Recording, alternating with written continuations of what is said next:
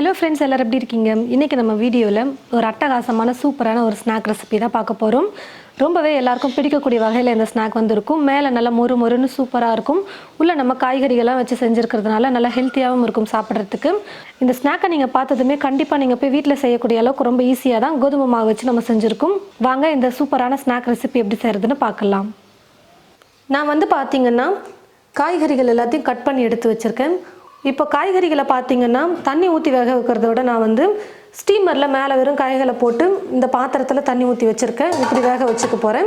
உங்கள்கிட்ட ஸ்டீமர் இல்லைனா பரவாயில்ல, இட்லி பாத்திரத்தில் நீங்கள் வேக வச்சுக்கோங்க. பீன்ஸ் சேர்த்துக்கிறேன். ஒரு 5-6 பீன்ஸ் எடுத்து இந்த மாதிரி நல்லா பொடியாக கட் பண்ணிக்கோங்க.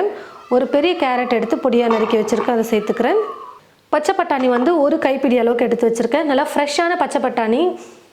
காஞ்ச பச்சை பட்டாணியாக இருந்தால் நீங்கள் ஊற வச்சு வேக வச்சு எடுத்துக்கோங்க. அப்போ இது கூட நம்ம சேர்க்க வேணாம், வெறும் காய்களை மட்டும் நம்ம வேக வச்சு எடுத்துக்கிட்டால் போதும். ஒரு உருளைக்கிழங்கு கட் பண்ணி எடுத்து வச்சுருக்கேன், அதை சேர்த்துக்கிறேன். இப்போ மூடி போட்டு மூடி வச்சிடலாம். ஒரு 7லேருந்து 8 நிமிஷத்துக்கு நல்லா வெந்து வரட்டும். தீ ஃபுல்லாக வச்சுட்டு குக் பண்ணிக்கலாம். ஒருவேளை வேகலைன்னா நீங்கள் எக்ஸ்ட்ரா ஒரு 2-3 நிமிஷம் குக் பண்ணிக்கோங்க. மொத்தமாக ஒரு 8லேருந்து 10 நிமிஷம் கூட நீங்கள் குக் பண்ணி எடுத்துக்கோங்க. ஒரு பாத்திரம் எடுத்துக்கிட்டு இந்த பாத்திரத்தில் 1 கப் அளவுக்கு நான் கோதுமை மாவு சேர்த்துக்கிறேன். அதாவது ஒரு 200 கிராம் இருக்கும் இந்த மாவோட வெயிட் பார்த்தீங்கன்னா. இப்போ இது கூட தேவையான அளவுக்கு உப்பு சேர்த்துக்கிறேன். உப்பு சேர்த்துட்டு லைட்டாக கலந்து கொடுத்ததுக்கப்புறமா கொஞ்சமாக தண்ணி சேர்த்து நான் மாவு பிசைஞ்சிக்கிறேன். மாவு பார்த்தீங்கன்னா ரொம்ப இலக்கமாக இருக்கக்கூடாது. பூரிக்கு பார்த்தீங்கன்னா நல்லா கெட்டியாக மாவு பிசைவோம், அந்த மாதிரி நீங்கள் பிசைஞ்சிக்கணும்.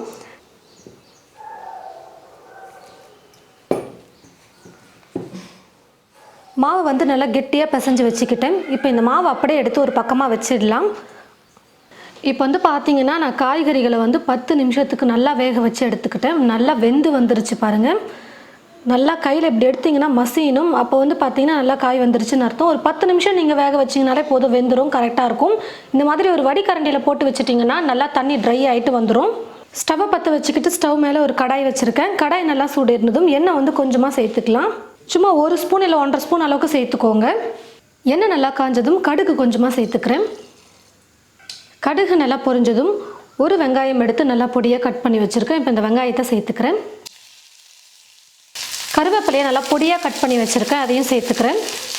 இந்த மாதிரி நல்லா பொடியாக கட் பண்ணிவிட்டு சேர்க்கும்பொழுது எடுத்து போட்டு சாப்பிட மாட்டாங்க, அப்படியே ஸ்நாக்கோட கடித்து சாப்பிட்ருவாங்க கருவேப்பிலையும்.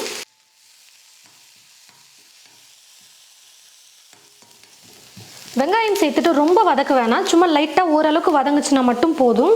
இது கூடவே இப்போது வேக வச்சு எடுத்து வச்சுருக்கிற இந்த காய்கறிகளை சேர்த்துக்கிறேன். கொஞ்சமாக மஞ்சள் தூள் சேர்த்துக்கிறேன். காரத்துக்கு தேவையான அளவுக்கு நீங்கள் மிளகாய் தூள் சேர்த்துக்கோங்க.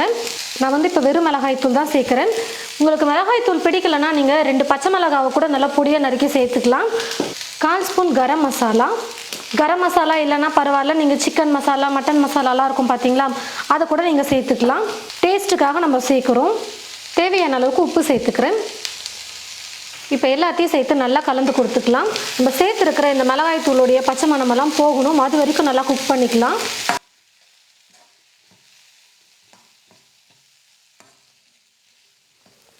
மசாலுடைய பச்சை மணமெல்லாம் போகிற அளவுக்கு நல்லா ஒரு 3 நிமிஷத்துக்கு நான் நல்லா வதக்கிக்கிட்டேன். இப்போ ஸ்டவ் ஆஃப் பண்ணிக்கிறேன். ஸ்டவ் ஆஃப் பண்ணதுக்கப்புறமா கொஞ்சம் பொடியாக நறுக்கிய கொத்தமல்லி எடுத்து வச்சுருக்கேன், அதை சேர்த்துக்கிறேன். இப்போது இந்த காய்கறிகளை பார்த்திங்கன்னா ஒரு பிளேட்டுக்கு மாற்றி வச்சுக்கலாம். நல்லா சூடாகட்டும். மாவு பார்த்திங்கன்னா நல்லா ஊறிடுச்சு. இப்போ இந்த மாவு பார்த்திங்கன்னா சின்ன சின்ன உருண்டைகளாக நம்ம எடுத்து வச்சுக்கலாம். இந்த மாதிரி சின்ன சின்னதாக உருண்டை பண்ணி எடுத்துக்கோங்க. உருண்டைகள் இப்போ ஒவ்வொரு உருண்டையை எடுத்து கொஞ்சமாக மாவு ஒட்டாமல் இருக்கிறதுக்காக போட்டுட்டு கோதுமை மாவை நல்லா மெல்லிசாக தேய்ச்சி எடுத்துக்கலாம். எந்த அளவுக்கு மெல்லிசாக தேய்க்க முடியுமோ அந்த அளவுக்கு நல்லா தேய்ச்சி எடுத்துக்கோங்க. நல்லா இந்த மாதிரி மெல்லிசாக பேப்பர் மாதிரி தேய்ச்சி எடுத்துக்கோங்க. அப்போ தான் நம்ம ஷீட் கட் பண்ணி எடுக்க முடியும். இப்போ ஸ்டவ்வை பற்ற வச்சுக்கிட்டு ஸ்டவ் மேலே ஒரு தோசை கல் வச்சுருக்கேன். கல் நல்லா காஞ்சதுக்கப்புறமா நம்ம தேய்ச்சி வச்சுருக்கிற இந்த ஷீட்டை எடுத்து போட்டுக்கலாம். இப்போ நம்ம தேய்ச்சி வச்சுருக்கிற மாவை போட்டு லைட்டாக ஒரு 30 செகண்ட் இல்லை 45 செகண்ட் ஒரு பக்கம் குக் பண்ணிக்கோங்க. ஒரு பக்கம் நல்லா குக் ஆனதுக்கப்புறமா இன்னொரு பக்கம் திருப்பி போட்டுக்கோங்க. ரொம்ப குக் ஆகக்கூடாது, சப்பாத்தி மாதிரி நம்ம சுடக்கூடாது. சும்மா லைட்டாக மாவு கொஞ்சம் சூடேறணும். அந்த ஷீட் நல்லா ஸ்டிஃபாக இருக்கிற மாதிரி எடுத்துக்கோங்க. ஒரு 30 செகண்ட் இல்லை 45 செகண்ட் ஒவ்வொரு பக்கமும் குக் பண்ணிங்கன்னா போதும். பாருங்கள் இப்போ ஷீட் ரெடி ஆகிடுச்சு நான் எடுத்துக்கிறேன். இதே மாதிரி மீதி இருக்கிற எல்லா மாவையும் தேய்ச்சி ஷீட்டாக ரெடி பண்ணி எடுத்துக்கலாம். இப்போது இந்த ஷீட்டை வந்து கட் பண்ணிக்கலாம்.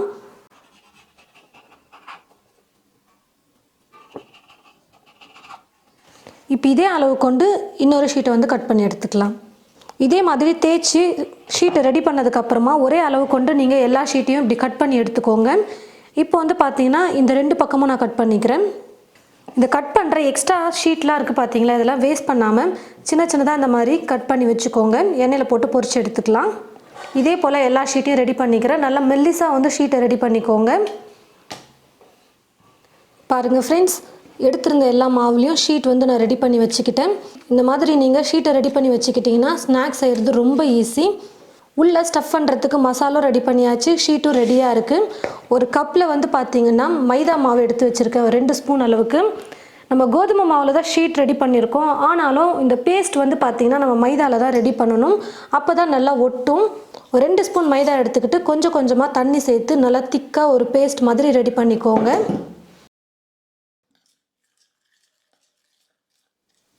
இப்போ மைதா மாவில் பேஸ்ட்டும் ரெடி பண்ணியாச்சு. இப்போ வந்து பார்த்தீங்கன்னா 2 ஷீட் எடுத்துக்கோங்க. எல்லா ஷீட்டையும் ஒரே மாதிரி நீங்கள் கட் பண்ணி வச்சுக்கிட்டிங்கன்னா தான் கரெக்டாக இருக்கும் அளவு. இந்த மாதிரி 2 ஷீட் எடுத்துக்கிட்டு இப்படி 2ஆக வச்சுக்கோங்க. 4 பக்கமும் சரி சமமாக இருக்கிற மாதிரி பார்த்து கேப் விட்டுக்கோங்க. இப்போ இதுக்கு நடுவில் வந்து நம்ம ரெடி பண்ண இந்த மசால் வந்து வச்சுக்கலாம். இப்போது இந்த ஷீட்டை வந்து இப்படி மடிக்கணும். அதுக்கப்புறம் இந்த ஷீட் இப்படி மடிக்கணும். இப்போ வந்து பார்த்தீங்கன்னா இந்த இடத்துல ஃபுல்லாக நம்ம ரெடி பண்ண இந்த பேஸ்ட்டை வந்து அப்ளை பண்ணிவிட்டு நல்லா தடவி விட்டுக்கோங்க. எண்ணெயில் போட்டு பொரிக்கும்பொழுது பிரியாமல் வரணும், அதுக்காக தான் நம்ம இந்த மாதிரி பண்ணுறோம்.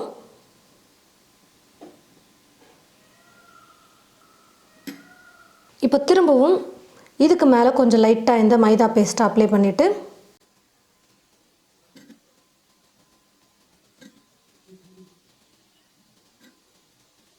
இப்படி மூடி விட்டுடலாம்.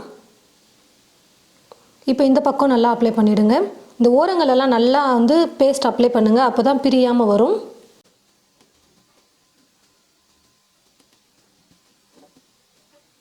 நல்லா டைட்டாக இறுக்கி நம்ம ப்ரெஸ் பண்ணி விட்டுடணும். அப்போ தான் இந்த சைட்லலாம் வந்து கேப் இல்லாமல் இருக்கும், எண்ணெய் உள்ளே போகாது, உள்ளே இருக்கிற மசாலும் வெளியில் வராமல் இருக்கும். இப்போ பர்ஃபெக்டாக நம்ம ரெடி பண்ணிட்டோம். உள்ள மசால் வச்சு ஃபுல்லாக கவர் பண்ணி எடுத்தாச்சு. இதே மாதிரி ரெடி பண்ணி ஒரு பிளேட்டில் வச்சுக்கலாம். கடாயில் எண்ணெய் ஊற்றி வச்சுட்டேன். எண்ணெய் வந்து பார்த்திங்கன்னா நல்லா காஞ்சிருச்சு. இப்போ நம்ம ரெடி பண்ணியிருக்கிற இந்த பேக்கெட்டை வந்து எடுத்து எண்ணெயில் போட்டுக்கலாம். எண்ணெய் நல்லா காஞ்சதுக்கப்புறமா வந்து பார்த்திங்கன்னா ஸ்டவ்வை வந்து கொஞ்சம் குறைச்சிக்கோங்க. ஏன்னா நம்ம நிறைய மடிச்சிருக்கிறதுனால நிறைய லேயர் இருக்குது உள்ளே. அப்போ வந்து பார்த்திங்கன்னா மேலே இருக்கிற லேயர் வந்து நல்லா கலர் வந்திருக்கும், ஆனால் உள்ளே இருக்கிற லேயர்லாம் வந்து வேகாமல் நமுத்து போன மாதிரி இருக்கும். நல்லா வெந்து கிறிஸ்பியாக வந்தால் தான் சாப்பிட்றதுக்கு சூப்பராக இருக்கும். அதனால் தீயை வந்து கொஞ்சம் குறைச்சிக்கோங்க. மீடியம் ஃப்ளேமில் வச்சுட்டே நம்ம ஃப்ரை பண்ணிக்கலாம். அப்பப்போ 2 பக்கமும் திருப்பி கொடுத்துட்டே இருந்தோம்னா நல்லா கிறிஸ்பியாக வரும்.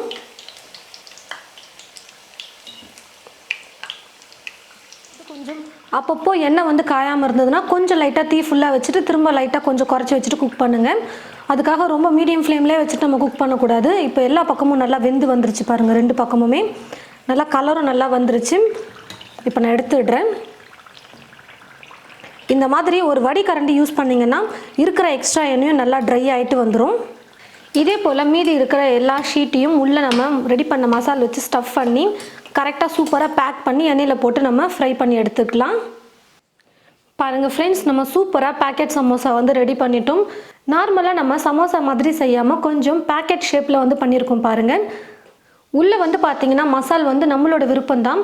அதாவது நம்ம இந்த மாதிரி எல்லா காய்கறிகளையும் சேர்த்து ஸ்டஃப் பண்ணிக்கலாம். அப்படி இல்லைனா வெறும் வெங்காயத்தை மட்டும் நம்ம சமோசாவுக்கு ரெடி பண்ணோம் பார்த்தீங்களா, அந்த மாதிரி வெங்காயம் மட்டுமே நீங்கள் ஸ்டஃப் பண்ணிக்கலாம்.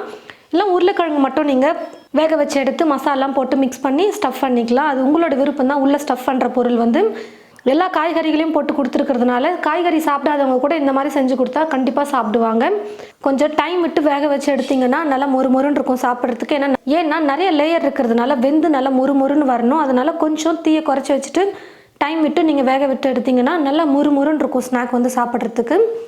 நீங்களும் இது போல் உங்களுடைய வீட்டில் இந்த மாதிரி பேக்கெட் சமோசா செஞ்சு பாருங்கள். செஞ்சு பார்த்துட்டு எப்படி இருக்குன்னு மறக்காமல் கமெண்ட் பாக்ஸில் வந்து கமெண்ட் பண்ணுங்கள். இந்த வீடியோவை மற்றவங்களுக்கும் ஷேர் பண்ணுங்கள். இது போல் நிறைய ரெசிபீஸ் பார்க்க தமிழ் ஃபுட் மசாலா சேனலை மறக்காமல் சப்ஸ்கிரைப் பண்ணிக்கோங்க. கூடவே பக்கத்தில் இருக்கிற பெல் ஐக்கானை கிளிக் பண்ண மறந்துடாதீங்க. தேங்க்யூ.